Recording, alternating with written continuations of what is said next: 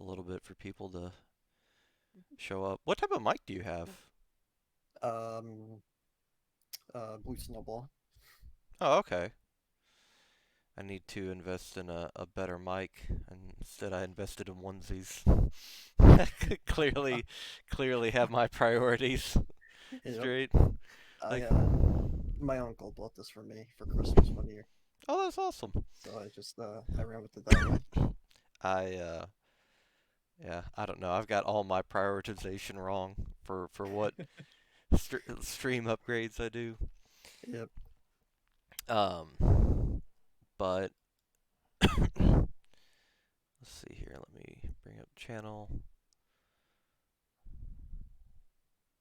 I always feel like having not before and after, but like a before the show, like we're just talking and then like all of a sudden snap into interview mode. Like, yeah, so tell me about your David Attenborough. Yep. Yep. All of a sudden I adopt a British accent for some reason. Nobody knows where the hell it came from. Hey man, it'd be like that sometimes. Uh, Sometimes you just gotta pull it out. um, everybody's playing Genshin Impact. Hmm. I don't know how I feel about that game. There's a part of me that wants to play it, and there's a part of me that's like, you know, I could I've see. been playing it. Do you like it? I've been playing it a little bit. It's interesting. So my problem with it is, and this is just a me thing. I hate when you have to worry about more than one character. Hmm. Because so you have the main character of the game, and then you have all the rest of the characters, but it makes you use all the characters because they all have different abilities that you have to use in different sections. Hmm. So it's just a pain in the ass for me because then you have to level up like eight different characters at once because you have to worry about each one. And I like simple things. I don't like having to do multiple things at once. Ah, I got you. I mean, the everybody. Hey, what's going on, Dyslexian? How you doing, buddy? Um, it's always hilarious to me because I don't like it's Tales of Symphonia to me. Like it looks exactly like the Tales of Berseria, Tales of Mm, Symphonia with the Tales games. I don't know how you want to and people like I don't think I've ever seen or played those before. um well if you just look up hang on, let's see. If you just look up Tales of let me see how you spell it real quick. Okay, look up Tales of and then it's Zestria. Zesteria. CS? Oh, Zestria. And then just look at some gameplay from it. oh, this game. Okay. Yeah, and if you just look Let's at see. some But gameplay from it's like almost identical to for me. um kind of. So Genshin Impact is have you played Breath of the Wild? That's what everybody keeps saying. It's a Breath of the Wild clone except with anime girls and magic. Oh. Yeah. Like if you get into the game, it feels exactly like Breath of the Wild, just with anime girls. Oh wait, why did that kick out? Wait, hang on. So it's a little interesting. I mean I like it. It's a good game. I just with the amount of people that you have to worry about and just how many different things, it's not overwhelming. It just kind of gets frustrating at times. Hmm. It's not hard to level up shit, so it's not that big of a deal, but it depends. Yeah, I don't know. Grind quests can be. It's funny how grind quests should all be just mind-numbingly boring on like an even level. Like you shouldn't realistically you shouldn't enjoy all of them because it's just repetitive gameplay over and over. But definitely I could play like Diablo 2 for 100 hours at a time. But then you take something like I don't know, like WoW, and it just immediately loses my interest. Like I don't know why. I used to hate WoW, and then so I bought WoW I think 4 years ago when Legion was still a thing, and then I played it for about a month. Then I stopped playing completely, And then my buddy was like, "Hey, I'll buy you a month subscription to WoW." And this was like, I don't know, 4 months ago. And I was like, 4 or 5 months ago, and I was like, "All right, I guess." I played it, and for that literal month, I didn't stop playing it. I Yeah. was like, "I hate WoW," and then I play it. I'm like, "I like WoW." What happened? There was a transformation. Yeah, Oh. All right. So we got people. So what's going on, Guru and Dragon and Dyslexian? How are you all doing? We got people coming in. So all good, right. good. So now it's David Attenborough time. Um, but welcome everybody. As always, this is the 40th episode. Took a bit due to some personal stuff kind of going on. I wasn't really feeling well certain days, and then we had some internet issues because there was, I don't know, a random cricket on the line. I don't know. I don't know what causes internet issues anymore. I'm going to be completely honest. Um, and anyways, so we kind of had to rearrange stuff. uh, and because of that, we now are doing it several days on the weekday to make up for it. Normally do this on Friday, Saturday, Sunday. But anyways, this is episode 40, and today with me is a good friend of mine. No, Guru, I was just making something up. I'm saying I don't know what causes internet issues anymore. Like it seems like completely flippant. Um, but we have a really good friend on today. Um, as always, we have on amazing people, but some people I know better than others. And Hero I've known for I guess about a year now. Yeah, Probably, yeah, maybe, yeah, because I've probably.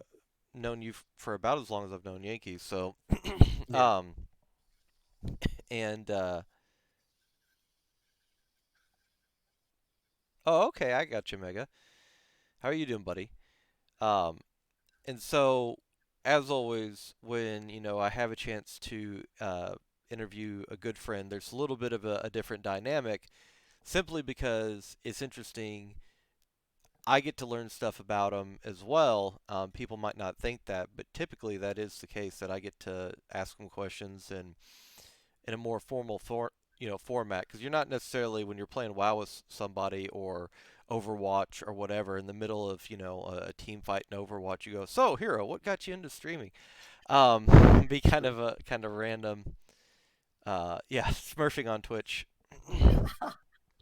uh, can you imagine? Like, I guess technically, if there was a if there was a streamer with like a several thousand viewers and they had like a private alt account that only like a few people knew, they would be Do you smurfing on know who Twitch. do you know who Flom is? Mm-mm. He's a Counter-Strike streamer. He's probably like the most known streamer of Counter-Strike. He averages like 4K viewers usually on CS, Mm-hmm. and then he just has an alt account that he plays like fucking Risk or Rain or WoW on, and he averages like 50 viewers. That's awesome. So, yeah, Smurfing on Twitch. smurfing on Twitch. I love it. Um, so it like I said, it's always an awesome experience to get to do this either way, whether I know somebody. Um, any partner can get banned for that, by the way. Huh. Interesting. Well, I wonder. I'd be curious if they can get banned if they make themselves affiliate. But if he literally Yeah, he's just, not an affiliate. He just has it, and yeah, it's just kind of there. if it's literally just an alt stream and he doesn't break TOS, it's just, you know, something that, um, I'm pretty sure you can do it. You just can't make money off of it. yeah. Like I know he doesn't have anything on it. It's just kind of there. Yeah, as long as you're not breaking TOS or, I don't know, I'm going to have to, we need, when this gets popular enough, we're going to need to bring on like an actual employee of Twitch and ask questions like this. I don't know. Yeah. We'll name him Dave for the time being, but just well, Soda got banned for it. Oh, Soda Poppin'? Huh. Um, hmm, I don't know. So I need to worry about we we all need to worry about building up our one Twitch account before we would ever have to worry about Twitch smurfing. Um, True. unless Yankee pops in here with that L Man account or whatever that thing is. Uh, Yeah. but anyways, so going back on track, or I guess starting on track because we never kind of did in the first place. Um, so as always, start off with allowing the guests to introduce themselves because nobody can do it better than the guests. So, Hero, Sean, if you want to take it away for a moment and yeah, introduce yourself. Uh, Hi, I'm Hero. Sean, I guess. Fuck, I don't know what to say. Uh, um, I guess I'm 23, I guess. Uh, I'm really bad at introductions. No, okay. And Well, I got nothing going on. okay. Let's do this. So this is the one true hero. 23. Been into competitive gaming for how long? Um, I started season 4 of Overwatch, so that was at least 3 years ago, Okay. I would have to say. Like actually playing like competitive in games and not just well, no, that's false. Um, I would say it would probably have to go back to like NBA 2K days, back when I was still on console. Okay. Because I had a group of friends that I used to play with, and I think we were. This was before like the 2K League happened. I think we were like top 10 in the world at one point, or in North America in the NBA. So that was kind of like the start of the competitive actual gaming, I guess. I used to do like game battles and stuff back in like the MW2 days, but I never really took that serious. That was just fun with friends or whatever. Um, but I would say like true competitive was probably a year before I went to PC. So probably 4 or 5 years ago, when I was playing NBA competitively for the Uh, most part. okay. Um, Dragon wrote your bio for you. I have long hair. I play and I stream. Easy. Yeah, exactly. Um, but yeah, then I went to Overwatch, and I didn't start out. So my intent with Overwatch was to never play competitive. It just kind of happened.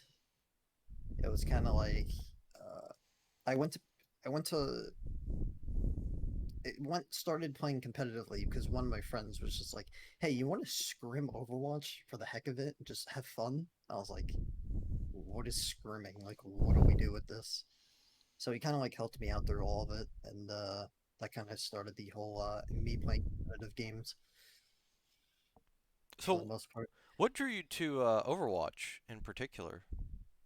Um, so originally, I was still on console, and I had no idea what Overwatch was literally a month before the game came out.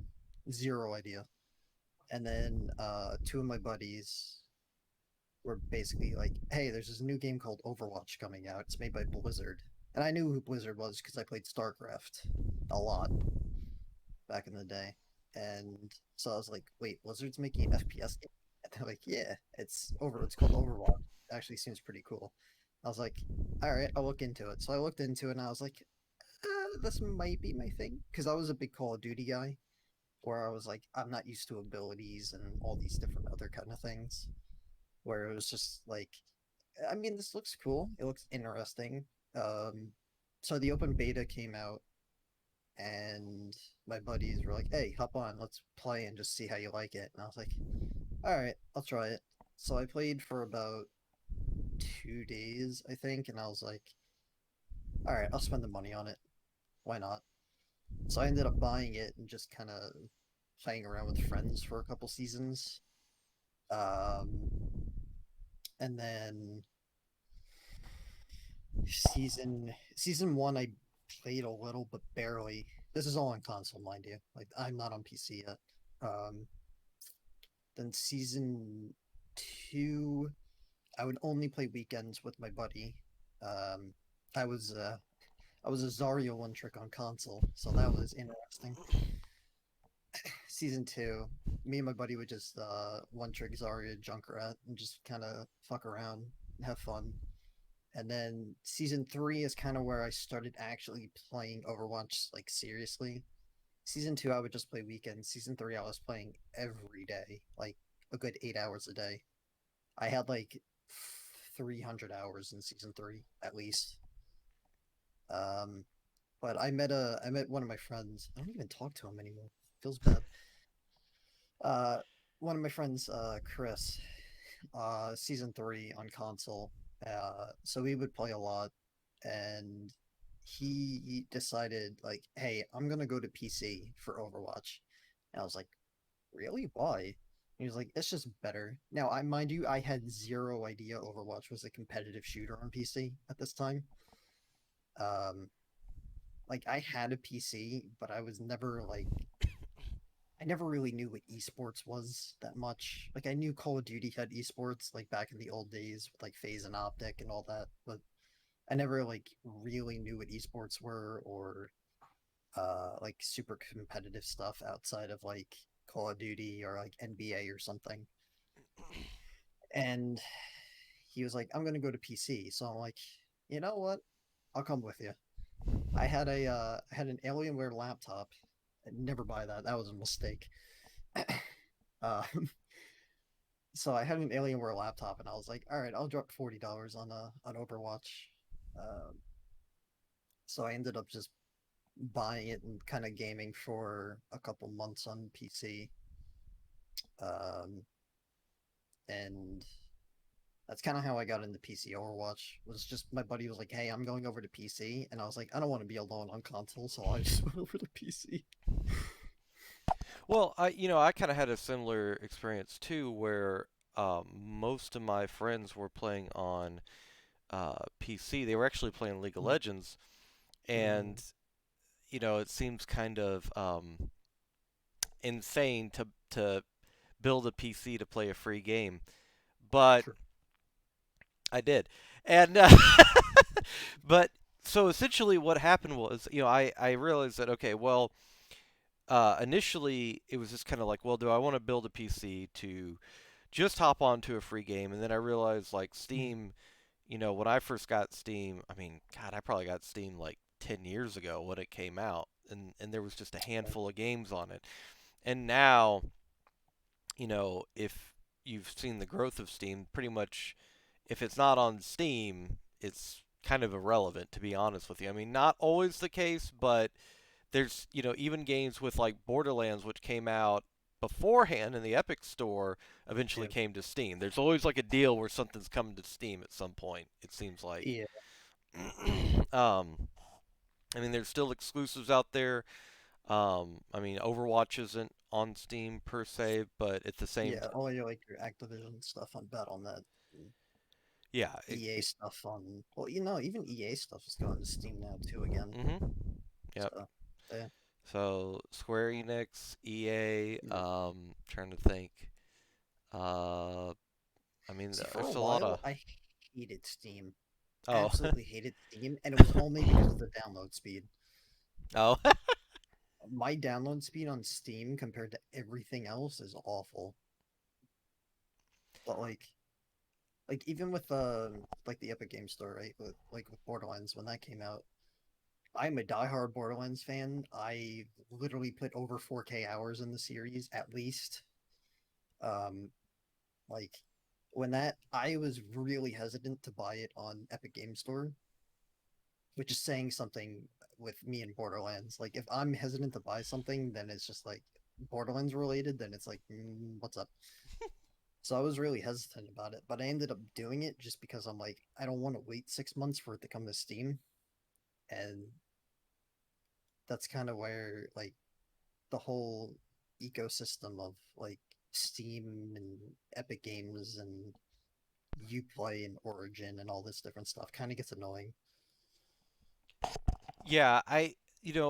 I'm kind of the same way where if a game came out and it wasn't for Steam or whatever bad, and I wanted it bad enough, I would get it. But Yeah.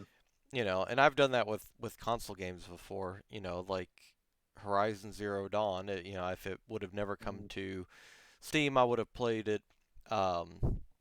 Regardless, I would have played it on uh, PlayStation. Is what I had it for. But at the same time, yeah, Steam just kind of seems to be where everything eventually congregates. It's like the final Yeah. destination for gaming. Yep. Plus, I always liked it too because they really do kind of start to more and more, I think, prop up indie developers, which I think is crucial I agree. to the industry. Because we've seen what happens when monopolies and all sorts of other stuff form. Yeah. Activision, um, True. and EA, and all these other things that we just mentioned. But I do want to kind of ask though, Mhm. getting away from what I was talking about with building a PC and all that stuff. Mhm. As a console player coming to PC, I always like to ask, how was the transition at first? Um, so I was when I had console, I always had a PC to game on, so it wasn't as big of a switch as I thought it would be. I think the hardest thing for me was leaving all of my friends on console just to come to PC. Because like all my IRL friends have console, like they all have PlayStation, like none of them have PC. Um, so when I went to PC, it was more like I had my one buddy from Overwatch, and then I had one of my old IRL friends who moved away from a while ago, but I still talked to him at that time. So I kind of had like a couple people. So that was definitely the hardest part for me moving the PC. But I always had like a PC. I used to play back in the old days. I used to play like Warhammer 40K, like the Dawn of War games and everything with friends. Um, so I used to play that a lot on PC. I used to play StarCraft a metric fuck ton on PC. So I had an idea of PC and like what game, like what it was about and everything. So it wasn't that hard. I think the hardest thing for me originally was just getting used to using keybinds on a keyboard. Because when I first came over to PC, I used everything on my mouse. I don't do that anymore besides for Overwatch, just because I'm so used to it. Like I have no reason to just go away from it. But like any other game now, I use keyboard for most of my keybinds instead of just my mouse. Um, but I think that was the hardest thing moving over to PC was getting used to a keyboard. Um, but overall, it actually wasn't that bad of a switch, genuinely for me, because I was already kind of used to it. Because I bought back when I used to play like StarCraft and Dawn of War and stuff, I had it on um I bought like a $1,000 PC. So I had a computer that could play games, and I used to play like Borderlands 1 and stuff on it. Um, so I had a general idea, but for the most part, it wasn't that bad. I think the worst parts were just not having all my friends, and it took me a while to make more friends. The keyboard keybinds, just getting used to a keyboard, and I would say sensitivity, like dialing in your sensitivity because when I first came to PC, all I literally played was StarCraft and Overwatch, and I was a tank main. Like I was a Reinhardt one trick when I first came to PC, so I didn't need to have like a dialed-in sense. I kind of just flung my mouse around and hoped to kill something. Um, but I still do that. yeah, I kind of just I put on such high DPI, it kind of felt weird. But I think those three were definitely like the hardest things, but that just took time and everything kind of worked out for the most part. So, when you started to get more into competitive gaming, especially with Mhm. something like Overwatch, and you say you'd never heard about the scrimming before Yeah. and details like that. So, coming into it, to ask again what a new experience was like, what was it Mhm. like? Because most people, their competitive experience with a video game is solo queue on a ladder somewhere. Yeah.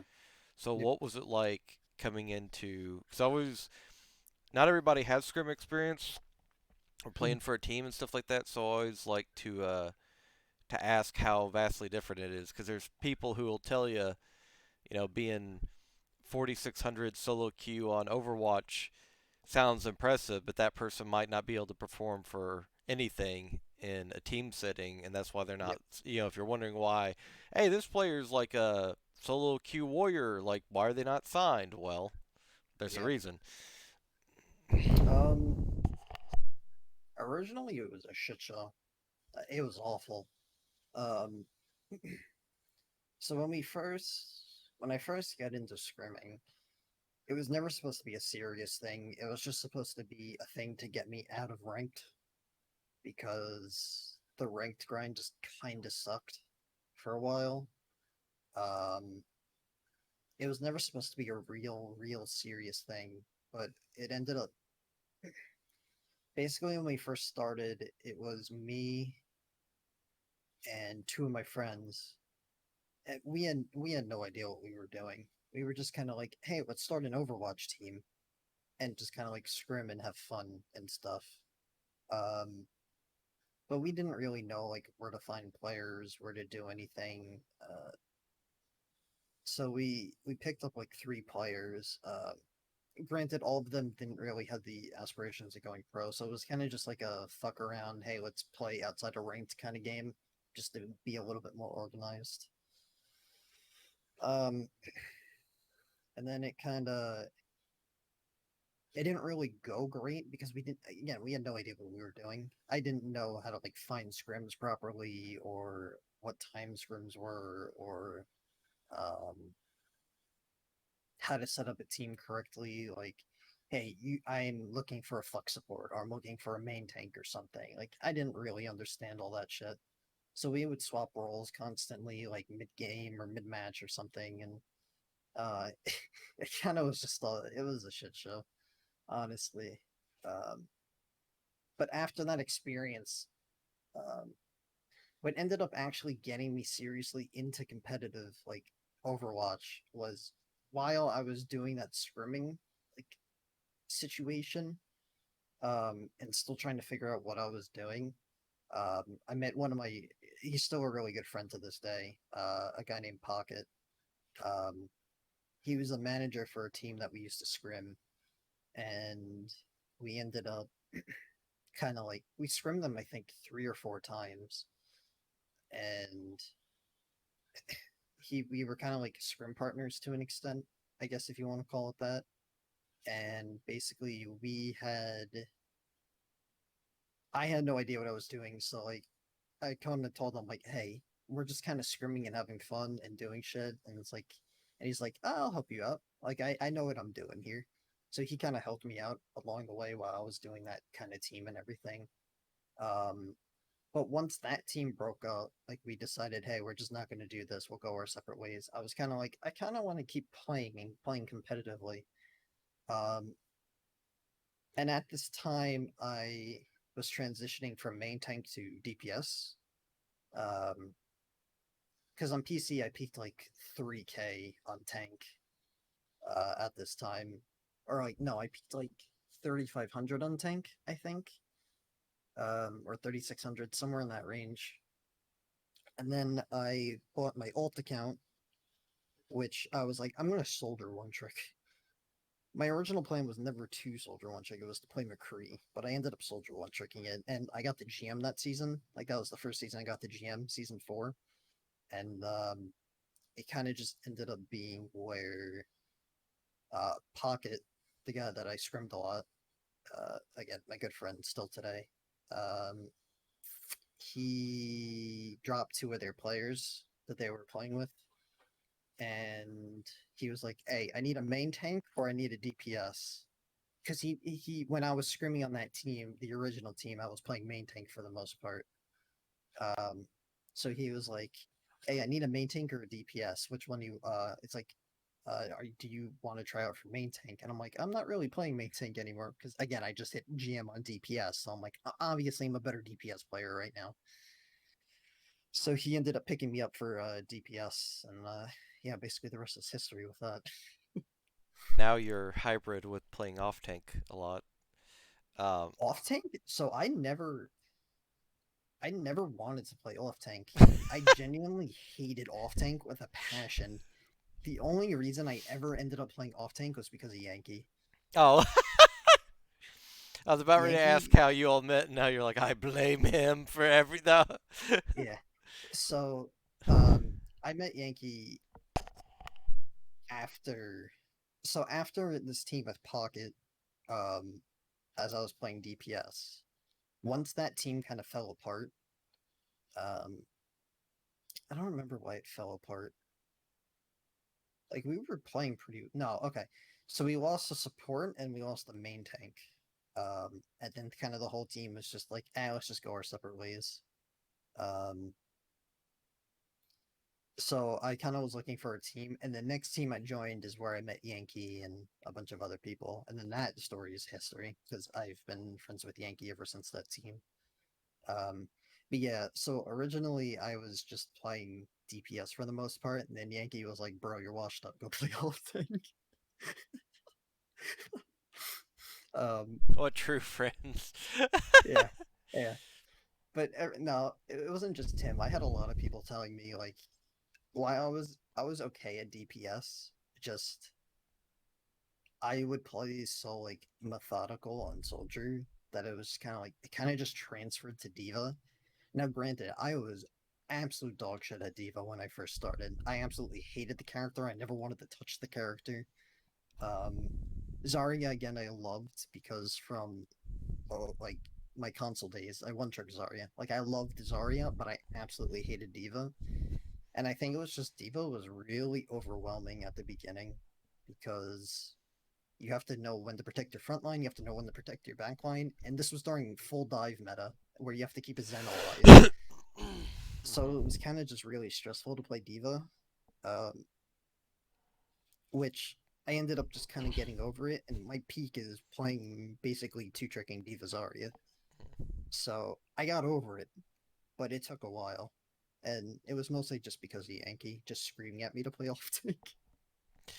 So, uh, afterwards, was that the? Now, this was also the team when the team you were on with Yankee was the team you were on with like SK and all of them, correct? This was a later team. Okay, okay. I've been on like 6 teams with Yankee, Oh, okay. like 6 different teams with him. I was Yeah, I was gonna ask if you all had played any more before that. I played on the first team was Darkest Nation, and then it turned into Pure. Then it turned into Christ. I don't even remember all the team names that we had. Um, What was the most? usually, Oh, what's up? I was gonna say, what was the most successful incarnation of it?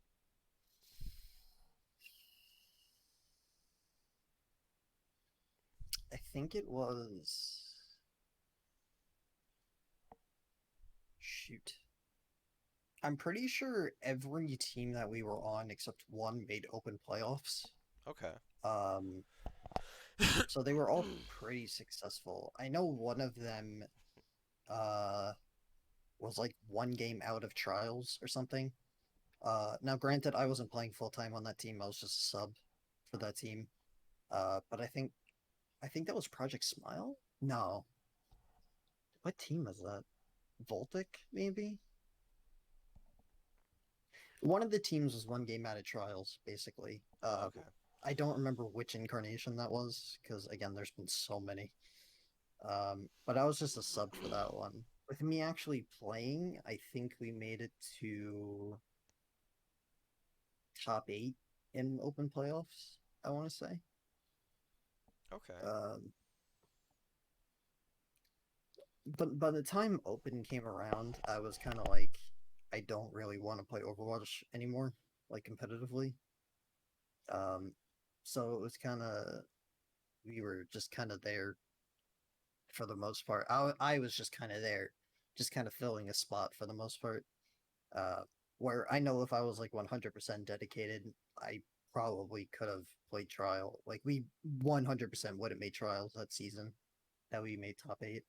I just I wasn't into it and I wasn't playing well and it kind of just spiraled down the team. So what made you decide to kind of like quit Overwatch as far as competitive? Mm, sleep. 100% sleep. So my biggest problem, and this is still to this day, I hate committing to hours, right? So like waking up and having to scrim 6 to 10 every day, or 8 to 12. Um, because it's like I don't sleep well when I have to be up for shit. Like it's always in my mind, like I gotta be up at this time. Now, how much hours on my sleep am I gonna get? Or um, so I think it was just the time commitment. It wasn't me hating Overwatch at the time. It was just me having to put in 4 hours a day of Overwatch when I could go. Because this was when I was like, I still played a lot of games with like a bunch of my friends from like old Overwatch teams and stuff like PUBG and all these other games. Um, so that's kind of it was kind of during those times where it was like, oh, I can't play with you, sorry, because I have to go scrim for 4 hours, or Right. I wanted to go stream and like because this was kind of when I was first starting streaming and all that, and there was other shit I wanted to do other than just going pro.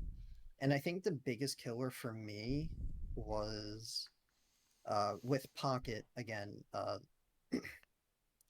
We ended up getting enough investments to have the money to buy an Overwatch League team, and we were trying to talk to Blizzard about seeing if they would let us buy an Overwatch League team. Um, and it kind of fell through because Blizzard only wanted like the big name like Right. NV and Optic and all them. Um, so I think that kind of killed it for me more because I was just like, at that point, I wasn't anywhere near where I needed to be play wise to even consider like Overwatch League an option, or um, it was kind of just like I want to go into like I was going to go into the front office if that ended up happening, but just kind of when we were looking into it, I found out like how many hours pro players have to play of one game every single day and everything, and I'm like, I don't want to play 10 hours of Overwatch a day, like competitively playing it. Like if I want to do it leisurely here or there, fine, but I don't want to have to dedicate 10 hours to playing a game one every day. I think that's kind of killed it, and then it kind of just trickled down the more I played competitive for the most. So, was it? I mean, in that particular instance with with Overwatch, you talk about the dedication of time kind of really Mhm. killed it for you. Did you ever Yeah. consider when you say front office, so just to kind of clarify if that's what you're talking about, did you ever consider like coaching or assistant coaching or Um, Originally, when we were talking about the about buying the Overwatch League team, originally I was supposed to be a sub on that team. Um, which I was not good enough for that. I had no idea like what was still going into like an Overwatch League team, and that's kind of when I realized while looking into it more, I was like, I'm not good enough for this. Um, Granted, this was before I hit like one game before 4,400 and everything, where I was like at my peak. I'm like genuinely at my peak. I feel like I could have competed at least somewhat solid, you know.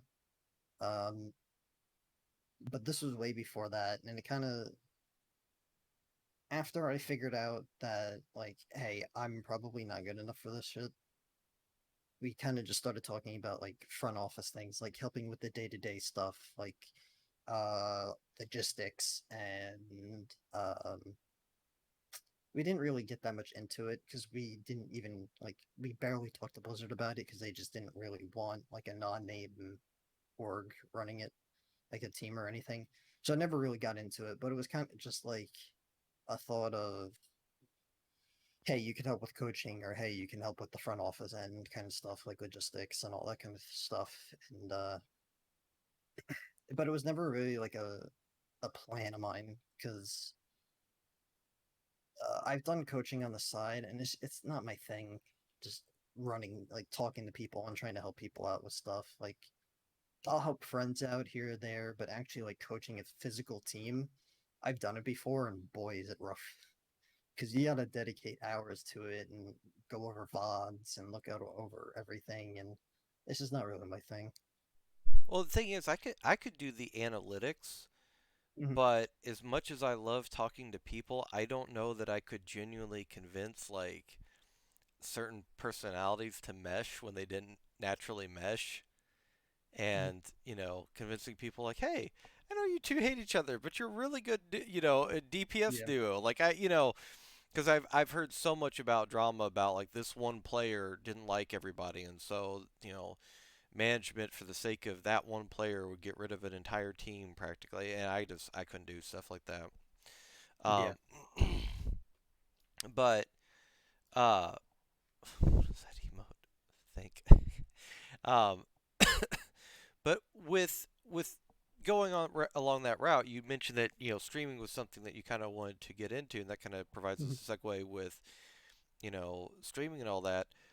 Mhm. What got you into streaming? Um, Originally it was just kind of like a VOD recording thing for me. Okay. Um, Mostly because instead of doing like instead of just actually recording, it was a lot easier for me just to record it on Twitch and download it off of Twitch or something. Um, but like me actually getting seriously into streaming was I don't know if you know who Evil Toaster is or Yeah. not. Yeah. Yeah. So he was on one of my on that original team with Pocket, the one that I joined when like my first ever DPS team or whatever that I was on. One of the guys on the team was really good friends with Toaster. Okay. And Toaster would come in on as like our coach and everything, and I ended up being pretty good friends with him. And basically, um, this was at the time when his stream started to grow and blow up and everything. Like he went from averaging like 50 viewers when he first started, and by the end of like that of him coaching us, he was averaging like 400 viewers or whatever. So he was kind of like the driving factor with me of like, hey, I'm gonna stream and try to grow as much as Toaster or whatever. And he it kind of because back in the day, he was kind of the one that told me like, hey, why don't you stream? You know, like you're pretty good. You might as well stream and run through it everything. And I know he catches a lot of flack for being like a one trick or whatever, but the dude's honestly a good dude, genuinely. Um, he's the one that pushed me into streaming, and um, he would host me every once in a while, and he's the whole reason I even have affiliate. That I've had affiliate for so long, because if it wasn't for him, I would not have affiliate. Like he would host me all the time, and a bunch of his viewers would always come in and chill out for a while. So he was definitely the reason I got into streaming and why I still do it today. Definitely. So, what kind of became your plan once you decided that you weren't going to play Overwatch as much? What kind of became your plan with streaming? Like, what was the specific goal and Um, it kind of changed halfway through. Originally, I hate to say it, but I was kind of hoping that Toaster's viewership would kind of help me out with the start kind of thing, you know? hmm But as most people know now, that's not really how it works. You know, like you kind of have to grow your own viewership, which I didn't know then. I was just kind of like, hey, I'm good friends with him. All his viewers like me. Maybe I can kind of ride off of this for a while. Um, Granted, that wasn't the only reason I played with him or anything. I like the dude, but that was kind of like a big reason of why I consistently streamed for a while was because of that. And it worked for a little bit. For a while I was averaging like 15, 20 viewers for about a month or two because of it. Um but once I kind of realized like, hey, this isn't like the right thing to do, and two, it's not sustainable. I kind of would just do streaming here or there just for the fun of it, just kind of like a side thing. Um I didn't really get serious into streaming until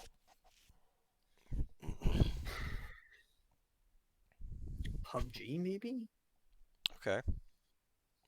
when PUBG came out, I would stream that a lot with my buddy Bola. We would play almost every day. So that's kind of when I started getting serious about streaming. Was when PUBG was kind of in it like its peak or whatever.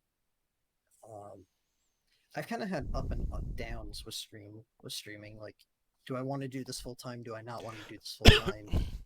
Um, because again, originally it was kind of like I was just piggybacking off a toaster, and um, then it kind of went into, hey, I want to do this full time, so I would stream every day, and then it kind of went back into, I don't really want to do this, so then I completely stopped streaming for a while.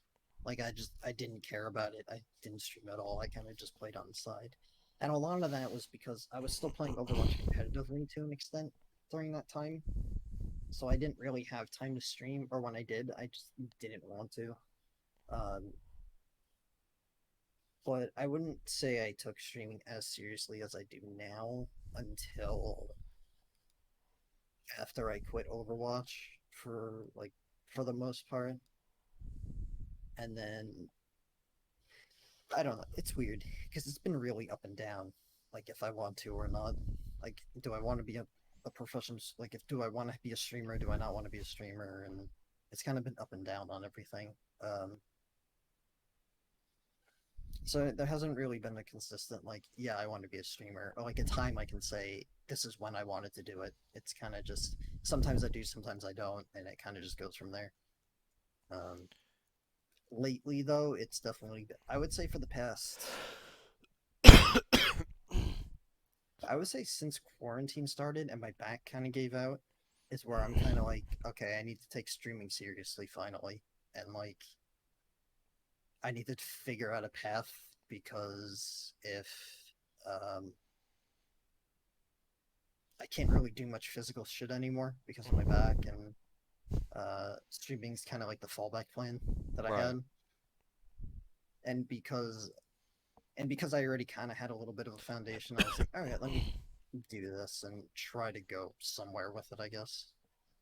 But it's been off and on until probably quarantine started this year.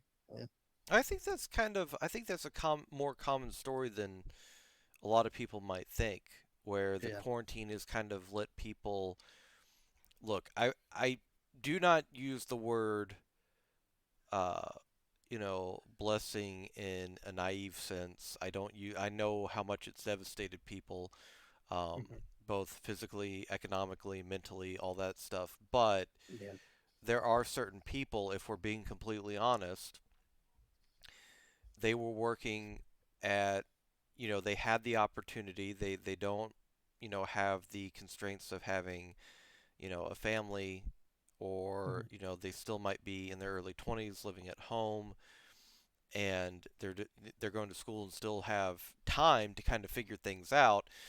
yeah, And I had it's a tale as old as time. I had friends that would start out and they'd be like, okay, well, I'm going to work at this call center, and I'm going to work at this call center, and that's only going to be my summer job.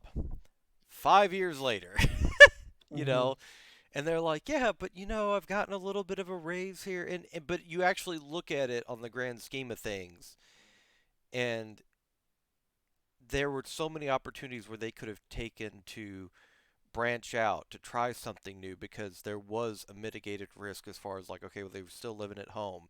They were still going to college. They still had like these, well, now they can't because now they live, they don't live at home and they've got a family and all this stuff. And so now they're kind of locked into it.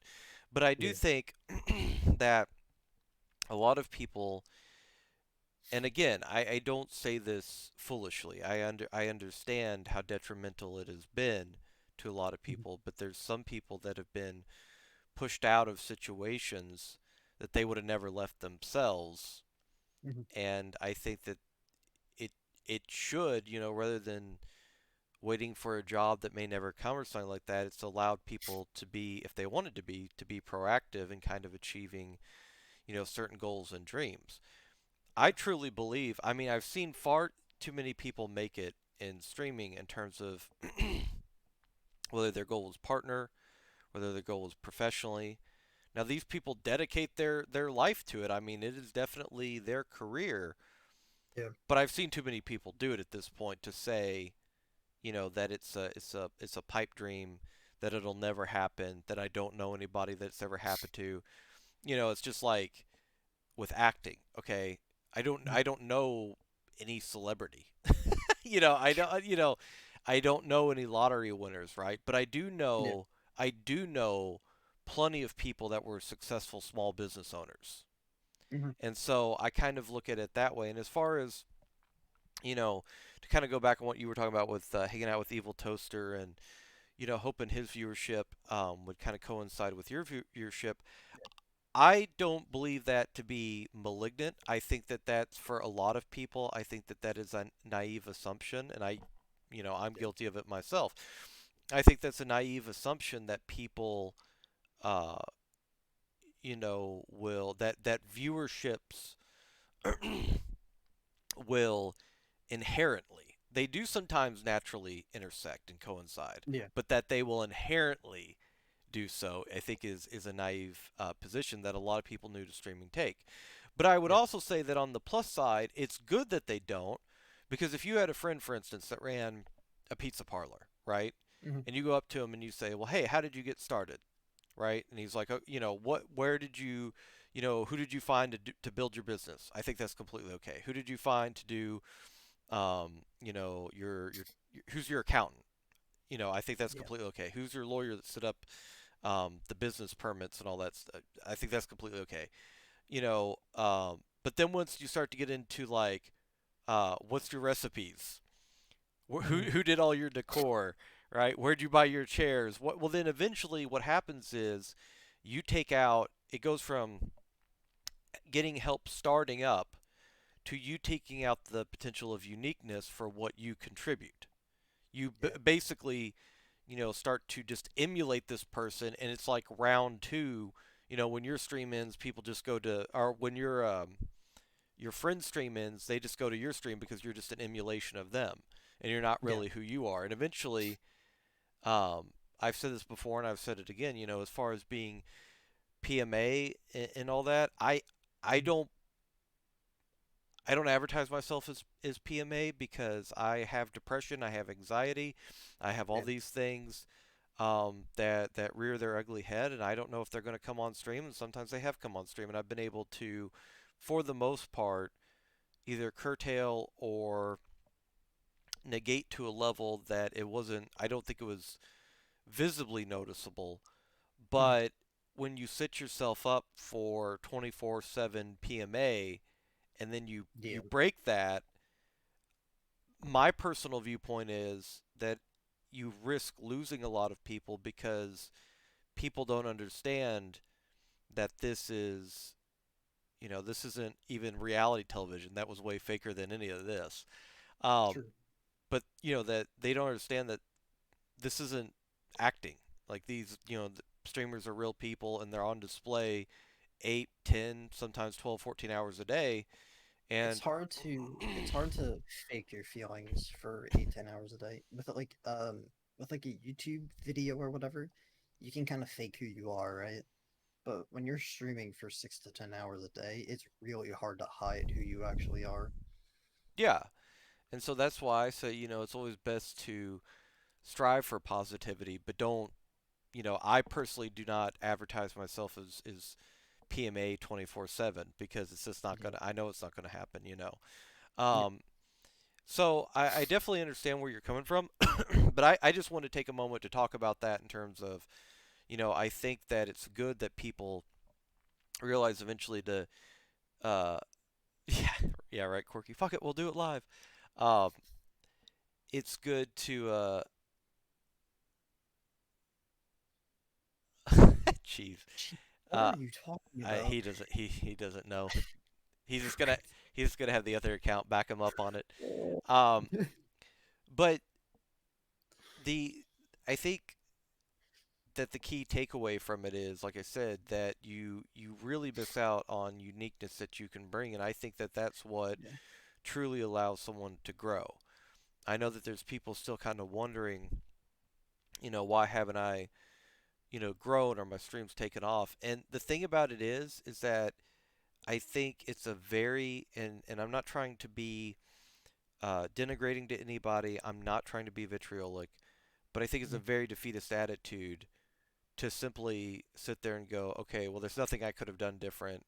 Nobody Mhm. likes me or stuff like that. Because I obviously I'm not going to name any names, but there's Yeah. some streamers that average 6, 8, 10, 20, 30K viewers, and I'm like, I don't know how because Yeah. they're um, they're either very very angry or Mhm. they are it's just a ball of negative energy, and that's not what I would it's the There's oh, go ahead. so there's a Rocket League streamer. I'm not gonna name who it is. But he averages like 3K viewers or whatever. Actually, I don't know if he averages 3K. He averages quite a bit though, right? Like way more than the average Rocket League streamer. And I'm like, how does he average this much? Like, I understand he's a pro player, but he's just not. He doesn't talk a lot. He doesn't really interact all that much with stream. It's just kind of he's there and playing the game, and he just averages so many viewers. And I'm like, I understand he's a pro player, so people probably want to watch it for the gameplay. But I'm still like, why would you want to sit here and just watch someone play and not really interact that much with your chat? You know, Yeah. it kind of just got boring to watch him after a while. Yeah, exactly. Um and even if you freaking cheese, even even if you get to a point where um well, but here's the thing though, everybody, like not everybody that does that we're talking about is view botting. Like a lot of them uh they just, I mean, there's the thing is, we're not going to say names, obviously, so it makes it a Yeah. little more ethereal, like, if we're not naming names and giving specific objective examples, like who are they talking about, but we're not going to do that. But there are people that average 1,000 plus viewers and stuff, uh, and they, like in the Overwatch community. And as far as I'm concerned, they're super toxic, uh, super, in a lot of ways, spiteful to other players, and but they just,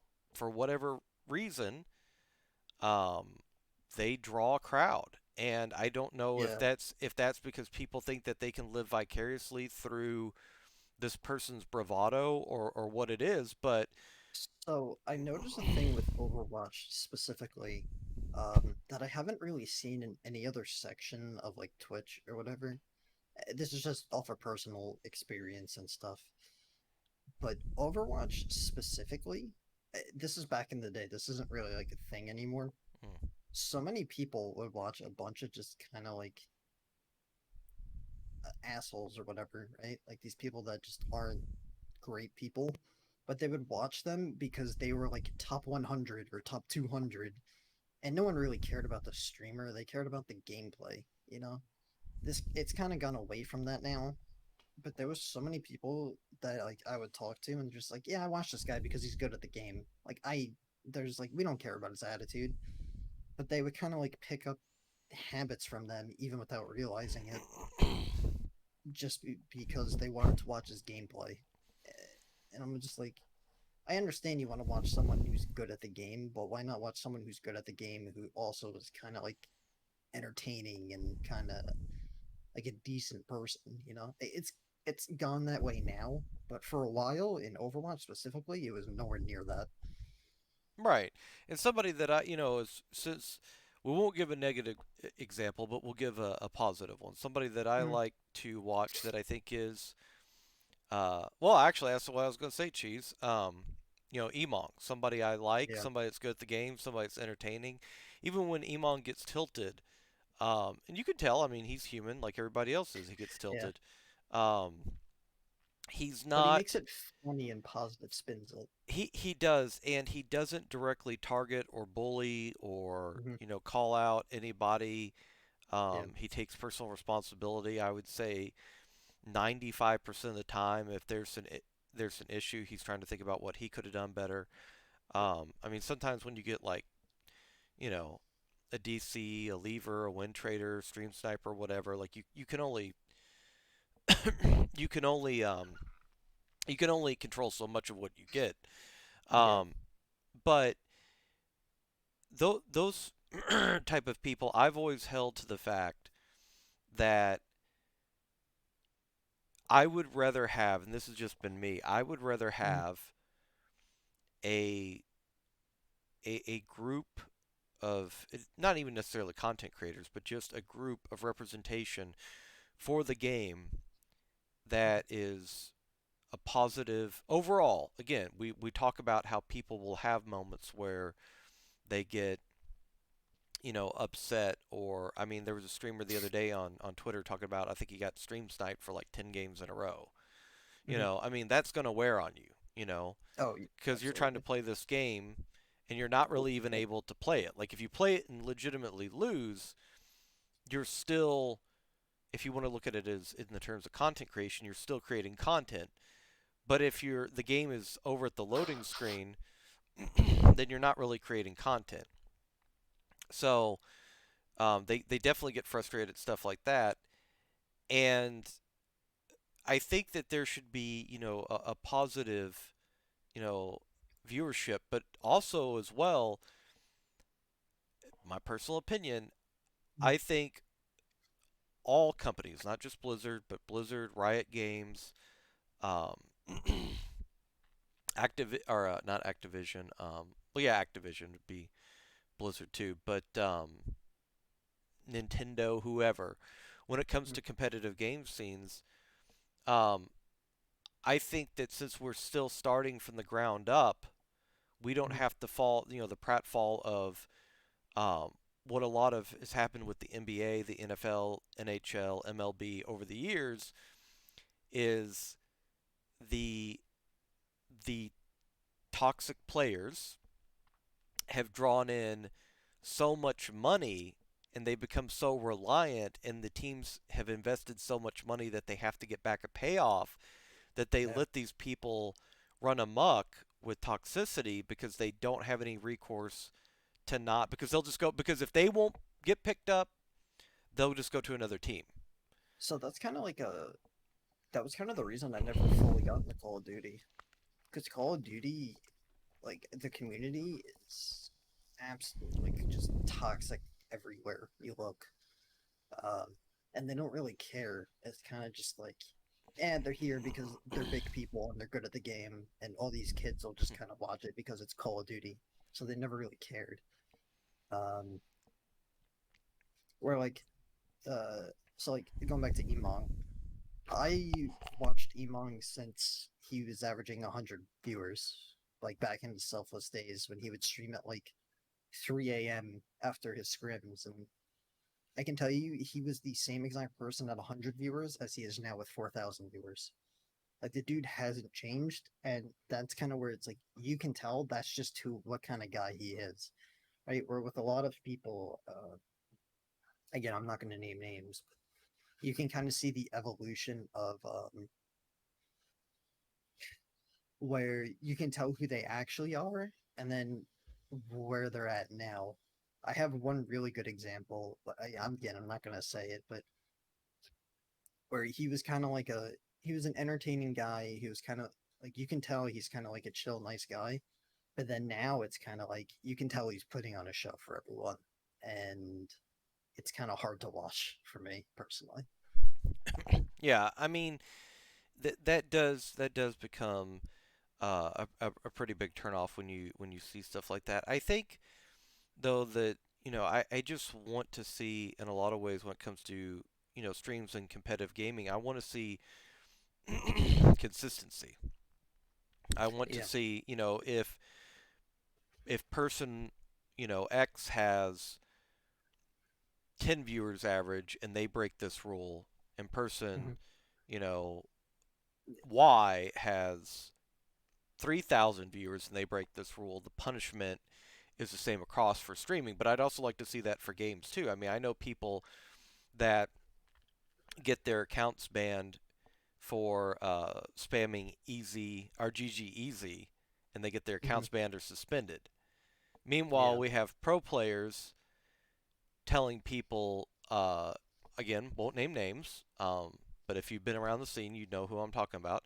Pro players telling while they're a pro player, so this wasn't before they were. It's while they're a pro player, and sometimes the poster child of the company telling people to harm themselves in game on stream, and there's no Yeah. repercussions. And there seems to be, when you see that, the reinforcement is that toxicity doesn't matter so long as I'm a good player. But the truth of the matter is, one day the game will end, and these games are far more volatile and not established like sports, traditional sports are. I mean, NBA and NHL, all that stuff. Those places Yeah. are those. I was gonna say places. Those leagues aren't going anywhere. Yeah. Um, So here's the thing I've noticed with like the Valorant scene, right? So Valorant has a lot of like toxic people to an extent because a lot of them are CS people. And a lot of people coming from CS aren't like not like toxic, but CS for a while was a pretty toxic environment. Um, from what I remember at least. Where now with Valorant, it's a lot of like the tier 2 guys from CS came over to Valorant as pros now. Besides the few like Nitro or someone else, like the serious pros or whatever, or Hiko or something. But like the top streamer in Valorant right now is Hiko, mhm. and like while Hiko can be toxic here or there, the dude's entertaining. Like he's not like a super toxic guy towards anyone. He's enjoyable to watch, and that kind of sets the tone for the rest of the Valorant scene. Where it's like if your top streamer isn't is kind of like a decent dude and he's fun to watch and he's not like yelling at people 24/7. Um, it kind of brings down a whole setting Well, because and I want to make a clear distinction. Um, if I didn't articulate this well, I completely like if there's a pro player and he's playing the game and he's like, what the fuck are we doing? This is stupid. This is no nobody knows what they're doing. They're going right. They're going left. yeah, Like that's completely that's not fine. really that. Yeah, That's completely different though than I've seen people, you know, literally get into a game and go, okay, well, an Overwatch game and go, okay, well, uh, I'm top 500 and we got a diamond player, like GG, and like they immediately target this diamond player that didn't want to be in their game to begin with, most likely. I've And done that before. I don't do it damn it here. anymore, but I've definitely done that before. But well, you know what? If you that's the thing though. If you did something before and you make a concentrated effort to get away from it, I mean, Yeah. I used to get super tilted at Overwatch too. Um, and not because of the way people were playing, just I I had never experienced that level of toxicity before. And people, listen, people whine about League of Legends. I don't see it. I played League of Legends for 4 or 5 years. People can be toxic, but if you have chat filter on and you Mhm. literally, because the thing about League is you don't suffer really from not communicating with people in League, especially the lower ranks. Like you can pick, League is specifically designed, you can take a hero like, I don't know, Gangplank or Tryndamere back in the day, and you can solo top lane and you can win all the way to diamond. From bronze to So diamond. I And have not. a really good example of like a toxic community. Mhm. Um, uh, you finish what you were saying first. So. Oh no no, I was just gonna say, so you weren't as reliant on it. Like Overwatch, unless you are such a higher skill Mhm.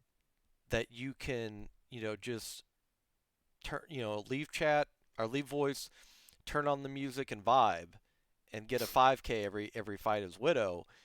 Yeah. You pretty much have to kind of dictate and sheep herd, you know, people and get that. And it doesn't always work, but especially as a tank player, it was hard to do without comms.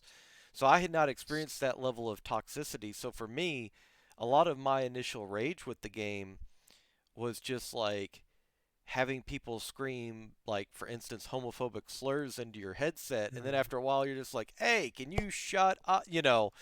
Yeah. So I think you can get away with not talking more in Overwatch than you can in a game like CS or Valorant. Okay. Um, because I can tell you right now, I climbed from Diamond to GM never in voice chat.